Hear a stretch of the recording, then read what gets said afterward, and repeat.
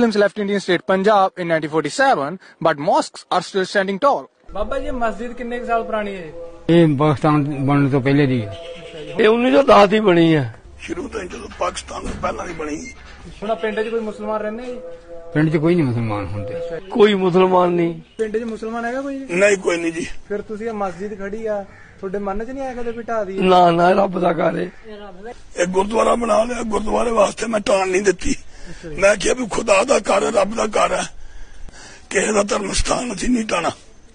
अपने आप डिग जे पिया डिग जे। ਤੁਹਾਡੇ ਮਨ 'ਚ ਕਦੇ ਵਿਚਾਰ ਨਹੀਂ ਹੈ ਵੀ ਇੱਥੇ ਮੁਸਲਮਾਨ ਨਹੀਂ ਹੈਗੇ ਵੀ ਮਸਜਿਦ ਢਾਹ ਦੀ ਹੈ ਜਾਂ ਕੁਝ ਕਰ ਦੀ ਹੈ? ਨਾ ਜੀ ਨਾ। ਕਈ ਯੂਪੀ ਸਾਈਡ ਬਾਬਰੀ ਮਸਜਿਦ ਸਿੱਟੀ ਸੀ ਮੁਸਲਮਾਨਾਂ ਦੀ ਹਿੰਦੂਆਂ ਨੇ ਉਹ ਬੇਵਕੂਫ ਲੋਕ ਨੇ, ਉਹ ਬੇਵਕੂਫ ਲੋਕ ਨੇ, ਉਹ ਕਿਸੇ ਦੇ ਧਰਮ ਵਿੱਚ ਦਖਲ ਦਿੰਦੇ ਨੇ।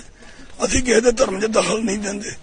ਧਰਮ ਸਾਰਿਆਂ ਦਾ ਆਪੋ ਆਪਣਾ। ਬਸ ਠੀਕ ਹੈ, ਹੁਣ ਤਾਂ ਪਈ ਚੀਜ਼ ਜੇ ਕੋਈ ਇੱਥੇ ਆਵੇ ਤਾਂ ਬੀਬੀ ਸੰਗ ਨਹੀਂ ਬੈਠ ਸਕਦਾ।